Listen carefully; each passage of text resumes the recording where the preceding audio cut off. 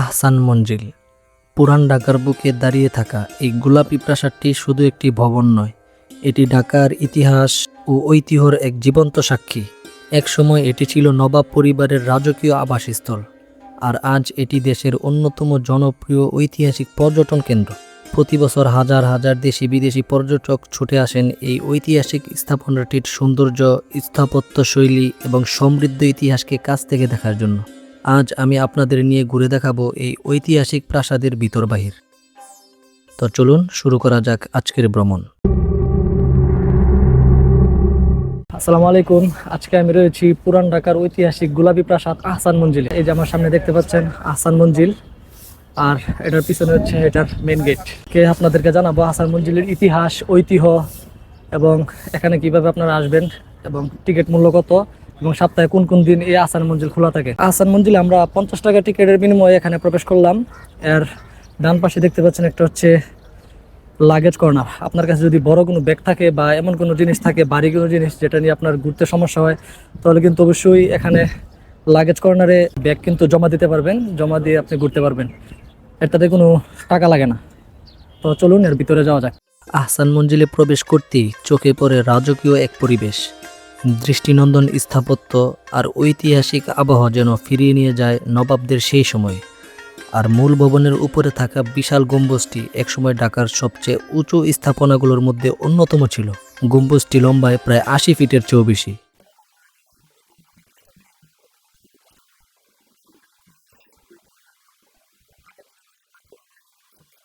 ভিতরে ঢুকে প্রথমেই চোখে পড়বে একটি বর্ম, যা সেই সময়ে সৈনিকরা ব্যবহার করত। বারান্দা পেরিয়ে সামনে এগুলি দেখা মিলবে একটি তথ্য সমৃদ্ধ কক্ষের। এখানে আহসান মঞ্জিলের ইতিহাস নিয়ে সাজানো রয়েছে বিভিন্ন বই ও নথিপত্র, এবং এর পাশাপাশি সংরক্ষণ করে রাখা হয়েছে নবাব আমলের দৈনন্দিন জীবনে ব্যবহৃত বিভিন্ন সামগ্রী। এখানে দেখতে পাবেন রেহেল, চায়ের কেটলি, বাটি, বানসহ সেই সময়ের আরও অনেক ব্যবহৃত জিনিসপত্র। পাশাপাশি রয়েছে আহসান মঞ্জিলের একটি মডেল, যা মূল প্রাসাদ নির্মাণের আগে নকশা প্রদর্শনের উদ্দেশ্য তৈরি করা হয়েছিল। এখন আমরা চলে এসেছি আহসান মঞ্জিলের এমন একটি অংশে যা দেখলে সেই সময়ের ঐশ্বর্য আর আভিজাত্যের কথা মনে পড়ে। এটি হলো বিশাল ডাইনিং হল। দীর্ঘ খাবার টেবিল, সারিবদ্ধ চেয়ার এবং চারপাশের পরিবেশ যেন নবাবী অতিথিয়তার এক জীবন্ত সাক্ষী। এখানে প্রদর্শিত বিভিন্ন প্লেট, পানপত্র ও খাবার পরিবেশনের সামগ্রী সেই সময়ের জীবনধারার পরিচয় বহন করে। শুধু ভোজের স্থান হিসেবেই নয়, গুরুত্বপূর্ণ আলোচনা ও অতিথি আপ্যায়নের কেন্দ্র হিসেবে এই কক্ষ ব্যবহৃত হতো। এরপর চোখে পড়বে একটি বিশাল হাতির মাথার খুলি। জানা যায় এটি ছিল আহসান মঞ্জিলের অন্যতম বৃহত্তর হাতির। খুলিটির সঙ্গে থাকা দুটি বড় দাঁত এখনও স্পষ্ট দেখা যায়। চলুন এবার আরও একটু ভিতরের ইতিহাসের দিকে এগিয়ে যাই। সামনে রয়েছে দৃষ্টিনন্দন একটি রাজকীয় সিঁড়ি। ব্যক্তিগতভাবে বলতে গেলে এমন সিঁড়ি আমি প্রথমবারের মতো কাছ থেকে দেখলাম। একসময় এই সিঁড়ি ব্যবহার করেই নবাব পরিবারের সদস্যরা উপরে নিচে যাতায়াত করতেন। সিঁড়ির আশেপাশে রয়েছে তৎকালীন সময়ের বিভিন্ন অস্ত্র, যা মূলত নিরাপত্তা ও প্রতিরক্ষার কাজে ব্যবহৃত হতো। এখন রয়েছে এই প্রাসাদের ঐতিহাসিক একটি অংশে। এই যে আমার পিছনে দেখতে পাচ্ছেন লেখা মুসলিম লীগ কক্ষ। মানে এই যে পিছনে আমার সামনে যে রুমটা রয়েছে, তৎকালীন নবাবদের আমলে এখানে কিন্তু মুসলিম লীগ প্রতিষ্ঠিত হয়েছিল। চিন্তা করেন, মুসলিম লীগের জন্ম হয়েছিল এই রুমেই। তো চলুন এই রুমের ভিতরে প্রবেশ করি। মুসলিম লীগ কক্ষের আরেক নাম হলো দরবার হল, যা ইতিহাসের বহু গুরুত্বপূর্ণ ঘটনার নীরব সাক্ষী। বিভিন্ন রাজনৈতিক, সামাজিক ও কূটনৈতিক বৈঠক এই কক্ষে অনুষ্ঠিত হতো। তাই বাংলার ইতিহাসের সঙ্গে এই হলের সম্পর্ক অত্যন্ত গুরুত্বপূর্ণ। দরবার হলের পাশেই অবস্থিত বিলিয়ার্ড কক্ষ।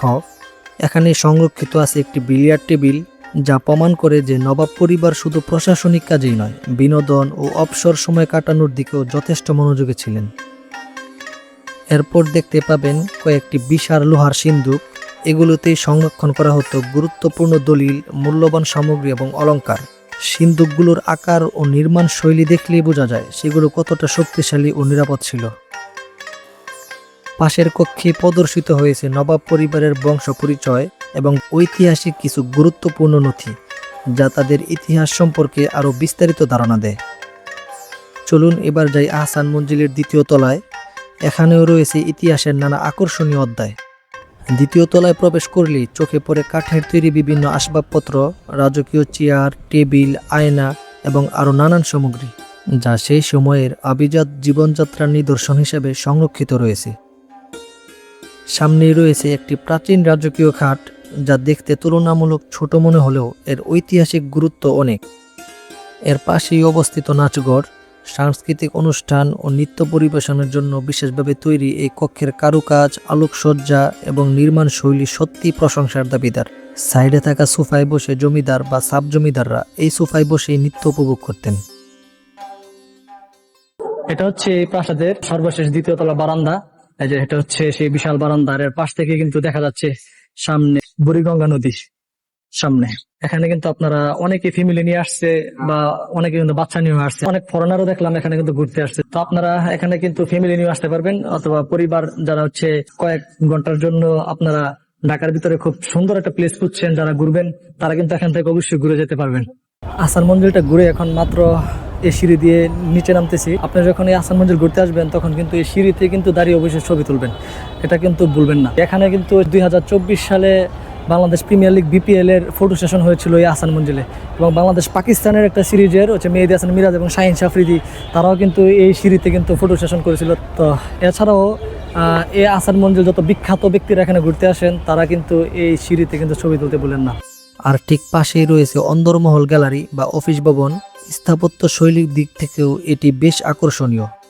এই অন্দরমহল গ্যালারিতে সংরক্ষিত রয়েছে নবাব পরিবারের বিভিন্ন দুর্লভ ও আলোকচিত্র ও তাদের ব্যবহৃত নানা ঐতিহাসিক সামগ্রী। এসব নিদর্শন সেই সময়ের আভিজাত্য ও জীবনযাত্রার একটি স্পষ্ট চিত্র তুলে ধরে। তবে এখানে সবচেয়ে আকর্ষণীয় বিষয় হলো ডায়োরামা, যেখানে তৎকালীন সমাজ ও মানুষের দৈনন্দিন জীবনের বাস্তবধর্মী দৃশ্য ফুটিয়ে তোলা হয়েছে। ভবনের একটি অংশে রয়েছে অত্যাধুনিক গোসলখানা। এখানে পানি গরম করার ব্যবস্থা, উন্নত মানের কমোড এবং বাথটবের মতো সুবিধা ছিল।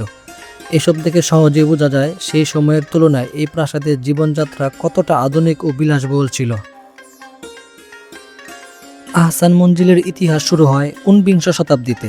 নবাব আব্দুল গনির উদ্যোগে এর নির্মাণ কাজ শুরু হয় এবং তার পুত্র নবাব খাজা আহসানুল্লাহর নাম অনুসারে এর নাম রাখা হয় আহসান মঞ্জিল। দীর্ঘদিন এটি ছিল ঢাকার নবাব পরিবারের আবাসস্থল। সময়ের পরিক্রমায় ভবনটি জরাজীর্ণ হয়ে পড়লে এর ঐতিহাসিক গুরুত্ব বিবেচনায় সংরক্ষণের উদ্যোগ নেওয়া হয়। পরবর্তীতে বাংলাদেশ সরকার ভবনটি সংস্কার ও সংরক্ষণ করে জাদুঘরে রূপান্তরিত করে।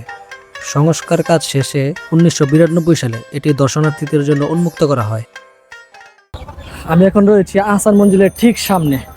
দেখেন দূর থেকে এই আহসান মঞ্জিলের আর্কিটেকচারটা দেখতে খুব দারুণ লাগতেছে। আমার হাতের বাম পাশে যে ভবনটা দেখতে পাচ্ছেন এটাকে বলা হয় অন্দরমহল, এবং হাতের সোজা বরাবর হাতের ডান পাশে যে ভবনটা রয়েছে এটাকে বলা হয় রংমহল। তো এই আহসান মঞ্জিলের ভিতরে আপনাদেরকে এই পর্যন্ত যতগুলা ফার্নিচার এবং কাঠের তৈরি আসবাবপত্র যা কিছুই দেখিয়েছি এই সবগুলোই কিন্তু ইউরোপ থেকে আনা হয়েছে, এমনটাই কিন্তু আমরা এখানে ইতিহাস পড়ে কিন্তু জানতে পারলাম। তো চলুন এবার আপনাদেরকে জানিয়ে দিই আহসান মঞ্জিল সপ্তাহে কোন কোন বার খোলা থাকে, কয়টা থেকে কয়টা পর্যন্ত খোলা থাকে এবং টিকিট কত, এবং আপনারা কিভাবে এখানে আসবেন। আহসান মঞ্জিল পুরান ঢাকার বুড়িগঙ্গা নদীর তীরে অবস্থিত। ঢাকার যে কোনো জায়গা থেকে গুলিস্তান সদরঘাট হয়ে খুব সহজে চলে আসতে পারবেন এই আহসান মঞ্জিলে। এবং যারা ঢাকার বাইরে থেকে এই প্রাসাদটি ঘুরে দেখতে চান তারা দেশের যে কোনো জায়গা থেকে ট্রেন বা বাস যোগে প্রথমে ঢাকায় এসে ঢাকার গুলিস্তান বা সদরঘাট থেকে রিকশায় খুব সহজেই পৌঁছে যেতে পারবেন এই আহসান মঞ্জিলে।